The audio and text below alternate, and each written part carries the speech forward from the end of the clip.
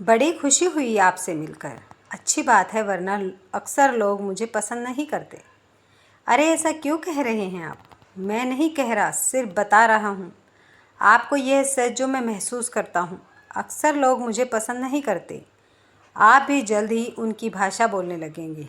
आइए, हमारे ऑफिस में आपका स्वागत है। शर्मा जी ने मेरा स्वागत करते हुए अपने बारे में भी शायद वह सब बता दिया था जिसे वे महसूस करते होंगे या जैसा उन्हें महसूस कराया जाता होगा। मुझे तो पहली ही नज़र में बहुत अच्छे लगे थे शर्मा जी। उनके हाव भाव, उनका मुस्कुराना, उनका अपनी ही दुनिया में मस्त रहना, किसी के मामले में ज़्यादा दखल न देना और हर किसी को पूरा पूरा स्पेस भी देना। हुआ कुछ इस तरह कि मुझे अपनी चचेरी बहन को लेकर डॉक्टर के पास जाना था। संयोग भी ऐसा कि हम लगातार 3 बार गए और तीनों बार ही शर्मा जी का मुझसे मिलना हो गया। उनका घर वहीं पास में ही था। हर शाम वे सैर करने जाते हुए मुझसे मिल जाते और औपचारिक लहजे में घर आने को भी कहते, मगर उन्होंने कभी ज़्यादा प्रश्न नहीं किए, मुस्कुरा कर ही निकल जाते।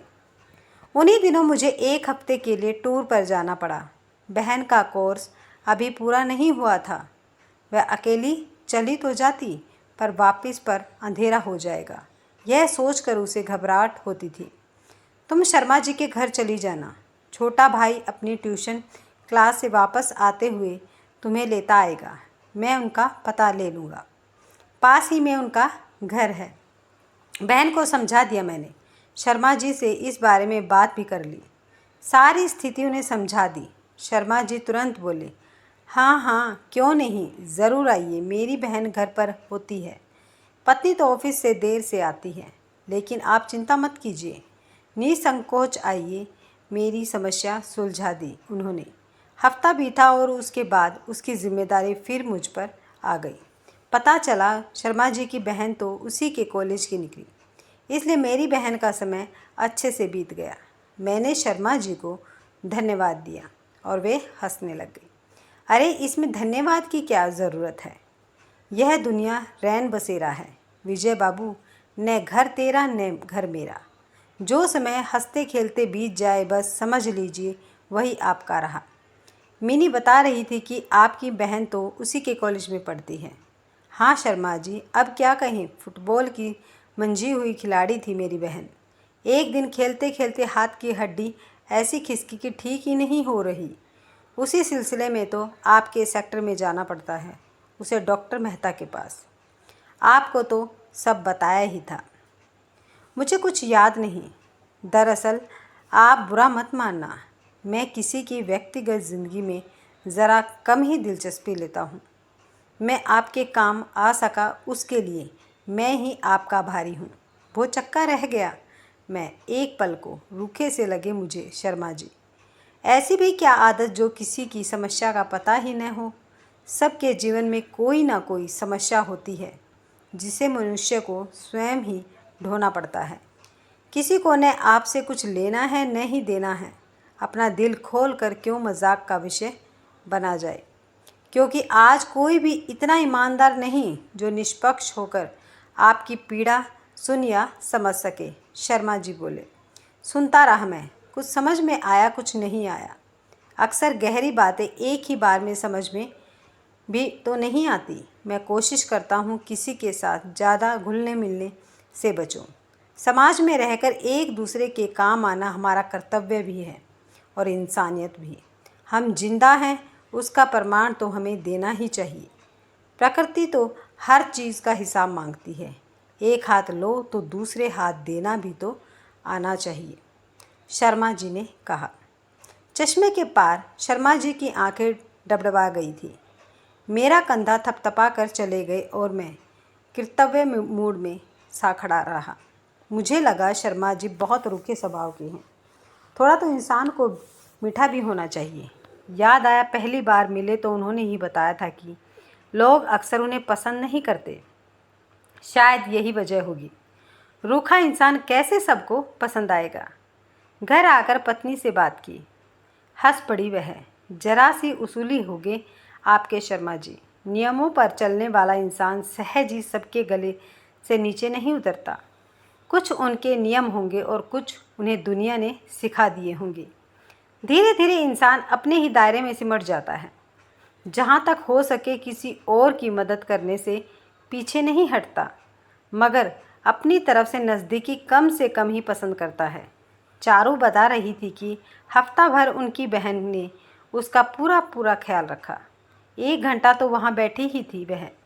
शर्मा जी ने अपनी बहन को बताया होगा कि उनके सहयोगी की बहन है, इसलिए ना दिल के बहुत अच्छे होते हैं इस तरह के लोग। ज़्यादा मीठे लोग तो मुझे वैसे ही अच्छे नहीं लगते, मेरी पत्नी बोली। फिर बुरा सा मुंह बनाकर वह वहाँ से चली गई। मुझे शर्मा जी को समझने का एक नया ही नज़रिया मिला। याद आया उस दिन सब हमारी एक सहयोगी की शादी के लिए तोहफ़ा खरीद रहे थे। तय हुआ था कि सभी 500-500 रुपये एकत्र करेंगे तो ऑफिस की तरफ से एक अच्छा तोहफ़ा हो जाएगा। जाते जाते सबसे पहले शर्मा जी 500 रुपये का नोट मेरी मेज़ पर छोड़ गए। किसी के लिए कुछ देने में भी पीछे नहीं थे, मगर आगे आकर सबकी बहस में पड़ने में सबसे पीछे थे।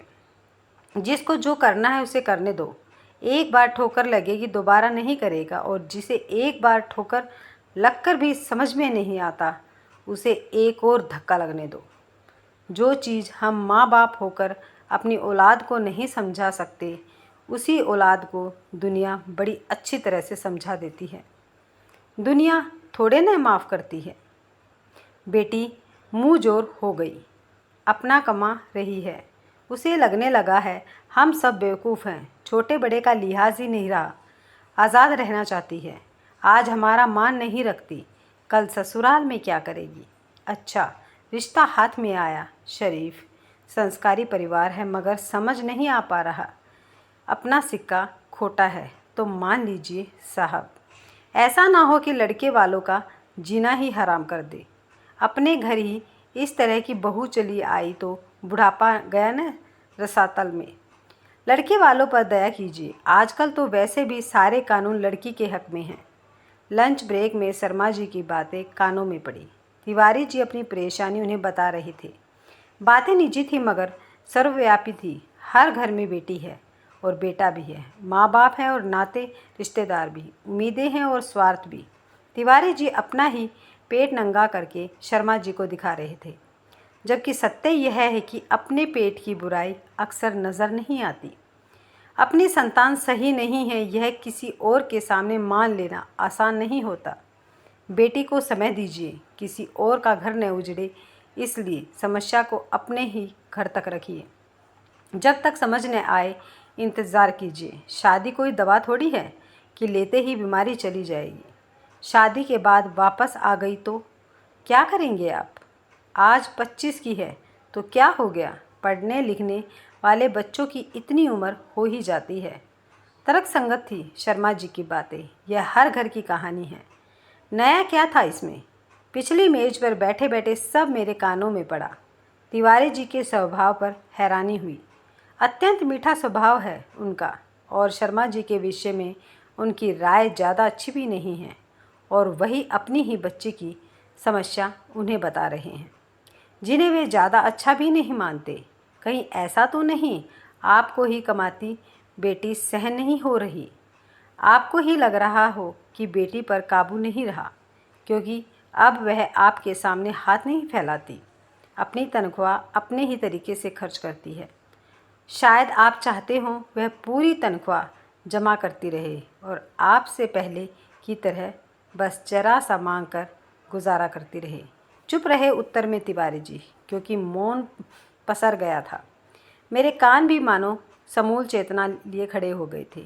मैं आपकी बच्ची को जानता नहीं हूँ, मगर आप तो उसे जानते हैं ना।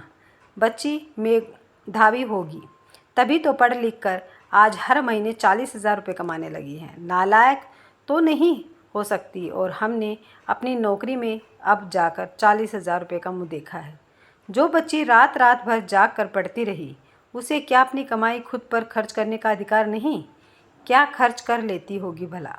महंगे कपड़े खरीद कर लेती होगी या भाई बहनों पर लुटा देती होगी? और कब तक कर लेगी? कल को जब अपनी गृहस्थी होगी तब वही चक्की होगी। जिसे आज तक हम भी चला रहे हैं। आज उसके पिता को ऐतराज़ है, कल उसके पति को भी होगा। एक मध्य वर्ग की लड़की भला कितना ऊंचा उड़ लेगी, मुड़ मुड़ कर नाते रिश्तों को ही पूरा करेगी। उसके पैर जमीन में ही होंगे, ऐसा मैं अनुमान लगा सकता हूँ। बच्ची को जरा सा उसके तरीके से भी जी लेने दीजिए। जरा सोचिए तिवारी जी, क्या हम और आप नहीं चाहते? कहकर शर्मा जी चुप हो गए। तिवारी जी उठकर चले गए और मैं चुपचाप किसी किताब में लीन हो गया। शर्मा जी को देखने लगा। हैरान था मैं। उस दिन मुझसे कह रहे थे वे किसी के निजी मामले में ज़्यादा दिलचस्पी नहीं लेते, और जो अभी सुना वह दिलचस्पी नहीं थी तो क्या था? ऐसी दिलचस्पी जिसमें तिवारी जी को भी पूरी जगह दी गई थी और उनकी बच्ची को भी। शर्मा जी रुके रुके हैं, कड़वा बोलते हैं। तिवारी जी बड़े मीठे हैं, किसी को नाराज़ नहीं करते। सबको ऐसा लगता है तो फिर अपनी समस्या लेकर तिवारी जी शर्मा जी के पास ही क्यों आए? शर्मा जी कड़वे हैं, लेकिन उन पर भरोसा किया न तिवारी जी ने सत्य है। कड़वा इंसान स्पष्ट भी होता है और भरोसे लायक भी। तिवारी जी शर्मा जी के बारे में क्या राय रखते हैं सबको पता है। तिवारी जी सबके चहेते हैं, तो अपनी समस्या स्वयं क्यों नहीं सुलझाई, और क्यों किसी और से कहकर अपनी समस्या साझी नहीं की? सबसे छिपकर मात्र शर्मा जी से ही कही। मैं एक कोने में जरा सी आड़ में बैठा था, तभी उन्हें नज़र नहीं आया, वरना मुझे कभी भी पता न चलता। उस शाम जब घर आया तब देर तक शर्मा जी के शब्दों को मानस पटल पर दोहराता रहा। अपने ही तरीके से जरा सा जी लेने की चाहत भला किसी में नहीं है? जरा सा अपना चाह करना, जरा सी अपनी चाही ज़िंदगी की चाहत हर किसी की होती है। तिवारी जी की बच्ची को मैंने देखा नहीं है, मगर यही सच होगा जो शर्मा जी ने समझा होगा। क्या बच्ची को जरा सा अपने तरीके से खर्च करने का अधिकार नहीं है? क्या तिवारी जी इसी को मुँह जोरी कह रहे थे? सत्य है, संस्कार सदा मध्यम वर्ग में ही पनपते हैं। हम बीच के सतर वाले लोग ही हैं जो न नीचे गिर सकते हैं और न हवा में। हमें उड़ना आता है, मध्यम वर्ग ही है जिसे समाज की रीढ़ माना जाता है। और मध्यम वर्ग की बच्ची अपनी मेहनत की कमाई पर आत्म संतोष महसूस करती होगी, गर्व मानती होगी। जहाँ तक मेरा सवाल है, मेरी भी यही सोच है। तिवारी जी की बच्ची मुँह जोर नहीं होगी। कुछ दिनों के बाद तिवारी जी का चेहरा कुछ ज़्यादा ही दमकता सा लगा मुझे। आज बहुत खिल रहे हैं साहब। क्या बात है? बेटे की लाई नई महंगी कमीज जो पहनी है आज। कल मेरा जन्मदिन था। सच में तिवारी जी पर अच्छे ब्रांड की कमीज बहुत ही जच रही थी। महंगा कपड़ा सभ्यता में चार चांद तो लगाता ही है। उनकी बच्ची की पसंद भी बहुत अच्छी थी। शर्मा जी मद मद मुस्कुरा रहे थे, मानो तिवारी जी के चेहरे के संतोष में, दमकती चमक में उनका भी योगदान हो। क्योंकि तिवारी जी तो अपनी बच्ची को बदतमीज और आज़ाद मान ही चुके थे। मैं बारी बारी से दोनों का चेहरा पढ़ रहा था। आपकी बच्ची क्या करती है तिवारी जी? मैंने पूछा। MBA है, एक बड़ी कंपनी में काम करती है, बड़ी होनहार है। खुश नसीब हूँ मैं ऐसी औलाद पाकर। बात पूरी तरह बदल चुकी थी। शर्मा जी अपने काम में व्यस्त थे, मानो अब उन्हें इन बातों में कोई दिलचस्पी नहीं हो। तिवारी जी संतोष में डूबे अपनी बच्ची की प्रशंसा कर रहे थे, मानो उस दिन की उनकी चिंता अब कहीं है ही नहीं। अक्सर लोग खुश होना भूल ही जाते हैं विजय जी। खुशी भीतर ही होती है, मगर उसे महसूस ही नहीं कर पाते। जैसे मृग होता है ना, जिसकी नाभि में कस्तूरी होती है और वह पागलों की तरह जंगल जंगल भटकता है। सच में बहुत खुश थे तिवारी जी, और भी कुछ कहते रहे। मैंने नज़रें उठाकर शर्मा जी को देखा। मुझे उनके पहले कहे शब्द याद आए। अक्सर लोगों को मैं पसंद नहीं आता, दो टूक बात जो करते हैं, चाशनी में घोलकर विष बाण जो नहीं चलाते, तभी तो भरोसा करते हैं उन पर। तिवारी जी जैसे मीठे चापलूस लोग भी पसंद का क्या है, वह तो बदलती रहती है। शर्मा जी पहले दिन भी मुझे अच्छे लगे थे और आज तो और भी अच्छे लगने लगे। एक सच्चा इंसान जिस पर मैं वक्त आने पर और भी ज़्यादा भरोसा कर सकता हूँ, ऐसा भरोसा जो पसंद की तरह बदलता नहीं। प्रिय और पसंदीदा बनना आसान है, भरोसेमंद बनना बहुत ही कठिन है। अगर आपको ये वीडियो पसंद आई है तो वीडियो को लाइक, शेयर और सब्सक्राइब करना ना भूलें।